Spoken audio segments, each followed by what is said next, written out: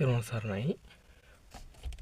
වීරය ගැන තමයි අද කතා කරන්නට බලාපොරොත්තු වෙන්නේ. වීරය කියන්නේ බෝධිසත්වරුන් වහන්සේලා විසින් පාරමිතාවක් වශයෙන් පුරන ඉතාමත් වැදගත් කාරණාවක්. වීරය කියන්නේ වීරය අපි හැම දෙනෙටම ඉතාමත් වැදගත් වීරය. වීරය ගැන සරලවම කිව්වොත් වීරය කියන්නේ උත්සාහය. උත්සාහයත් මේක මනාකොට තියෙන්න ඕන උත්සාහය. ඒ කියන්නේ දැඩි උත්සාහයට අපි කියනවා වීරය කියලා. යම්කිසි පුද්ගලෙක් ගාව වීරය තියෙනවා නම් ඒ පුද්ගලයාට ඕන අභියෝගයක් ජය ගන්න පුළුවන්.